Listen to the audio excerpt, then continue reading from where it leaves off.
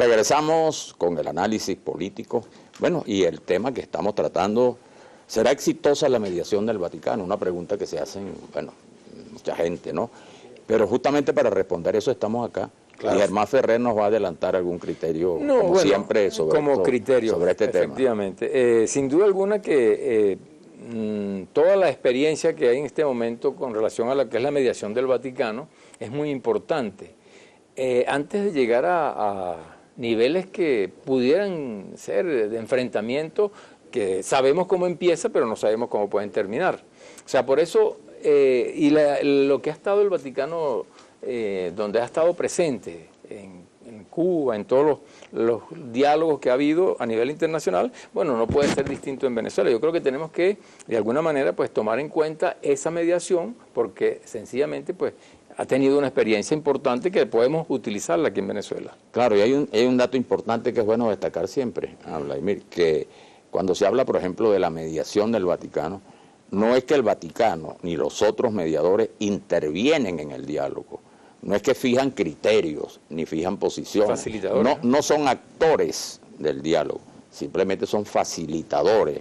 En consecuencia, lo que se decida allí, lo que se plantee, en ningún caso será responsabilidad de los facilitadores, de los mediadores, sino de los actores. Eso es bueno señalarlo, porque uno lee algunas críticas donde dice, bueno, el Vaticano, como si el Vaticano viniera su representante aquí a establecer criterios o estuviera del lado de uno de los actores en discusión. Y eso también es válido para los otros. Eso técnicamente mediadores. Es así, pero también está el tema del prestigio de una institución como la Iglesia, bueno, que claro, se la ha jugado y que incluso, fíjate tú, yo me atrevo a decir que el apoyo de la Conferencia Episcopal Venezolana a la iniciativa de diálogo está muy asociada, por supuesto, a la voluntad del Papa y del Vaticano como tal. Fíjense, yo creo también que en este caso el problema de la intermediación es para facilitar que las partes puedan entenderse. No está de más que en algún momento quizás los propios facilitadores puedan de alguna forma, bueno, intentar que se produzcan acuerdos, intentar la búsqueda de acuerdos por la vía de incluso proponer fórmulas que puedan ayudar al entendimiento. El problema central es un asunto que plantea Edgardo Berti en un Twitter, por ejemplo.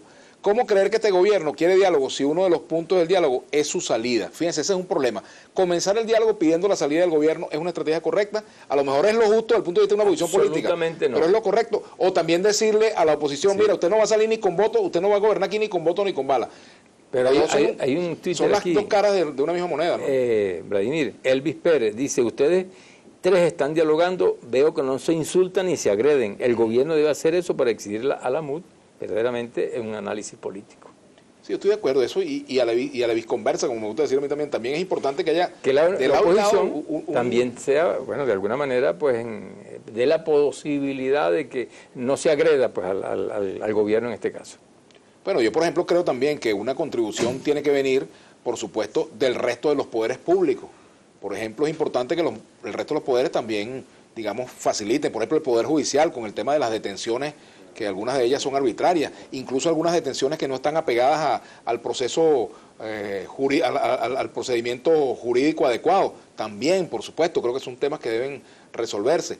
La amnistía es muy importante. Yo siempre he planteado la amnistía como una salida, ¿eh? Ahora, la amnistía también pasa por una renuncia absoluta a la violencia como forma de lucha, por los dos bandos. Es importante también el compromiso de la no violencia. Eso es muy importante, ni la violencia verbal ni la violencia física. Yo creo que es importante que haya un salto cualitativo en cuanto al lenguaje, pero también ir viendo acuerdos concretos, puntos concretos, ¿no? Creo que es otra de las cosas que, por ejemplo, Rick Mick dice aquí, este diálogo, para ver resultados, no debe durar tanto. Esto no es Colombia, que hay guerra. Aquí Maduro levanta el teléfono y ya. Ese es otro punto de vista. Afortunadamente tenemos un activo sumamente importante que es la paz. Yo creo que es una de las cosas que tenemos que preservar. Esa es una de las características de este acuerdo, de estas conversaciones, ¿no?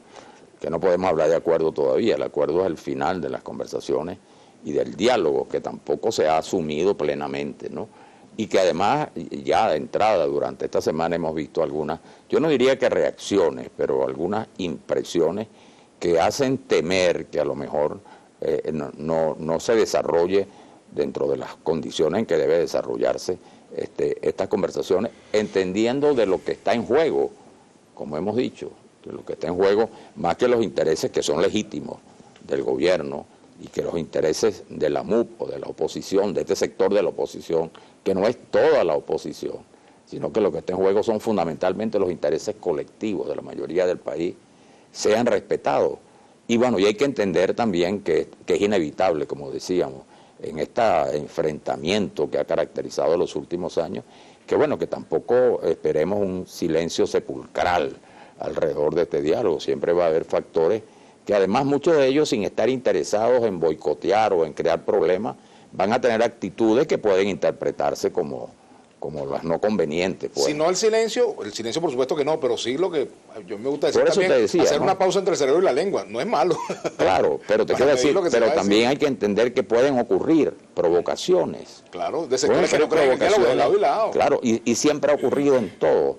Fíjate, por ejemplo, en Colombia ahora con el proceso de paz con el Ejército de Liberación Nacional, el ELN, ya estaba listo todo, la fecha, bueno, y un sector que estaba comprometido a entregar a un secuestrado muy importante, que era condición previa, para, no se cumplió, no lo entregó, se suspendió. Ahora, ese diálogo no se ha suspendido, está la intención y la voluntad de seguirlo, pero esos inconvenientes son inevitables. Yo creo que esa este tipo experiencia de proceso hay que traerla a la mesa también aquí en Venezuela. Hubo un referéndum en Colombia que, mira, hizo retroceder los acuerdos de paz con la FARC, sin embargo, no se desesperaron. No se acabó. Han vuelto de nuevo a La Habana a discutir y analizar, porque lo que está en juego son cosas muy importantes, ¿verdad? Ahora, es el país. Ahora, también es importante la coherencia, fíjate, por ejemplo, tiene que haber coherencia, en la mesa hay grandes diferencias, y eso está, que tú tengas voluntad popular sin acompañar las tres decisiones fundamentales que se han tomado, sentarse, no ir a Miraflores, y también suspender el juicio político, voluntad popular no acompaña, esa que tiene como líder a Leopoldo López, un preso político. Y darle libertad pero, perdóname, a pero entonces en el gobierno tú también notas contradicciones, porque el presidente dice, bueno, me cayó bien Chugo Torrealba, qué bueno que estamos dialogando, pero Diosdado dice, hablar con la MUD es hablar con la nada. Entonces, ¿a quién creerle? ¿A Diosdado o al presidente? Ahora, eso va a ser inevitable. Yo creo que, por supuesto, hay que hacer la exhortación, el llamado a un comportamiento distinto, pero eso va a ser inevitable porque esos son episodios consustanciales a este tipo sí, de entonces diálogo. esto nos da a nosotros un elemento bien importante. Tiene que haber voceros fundamentales de cada uno de los sectores que están dialogando, que son los que tienen la posibilidad de decir cosas. Bueno, tenemos que ir a la pausa, ¿no? Tenemos que ir al corte y recordar que nos pueden escribir a la etiqueta análisis político. Y por aquí viene un Twitter también, lo tenemos.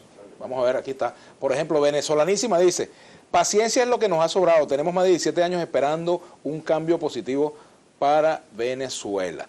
Bueno, vamos a hacer la pausa, ya venimos. Nuestra etiqueta, análisis político. Recuerda que aquí en Globovisión nos vemos todos. Ya regresamos.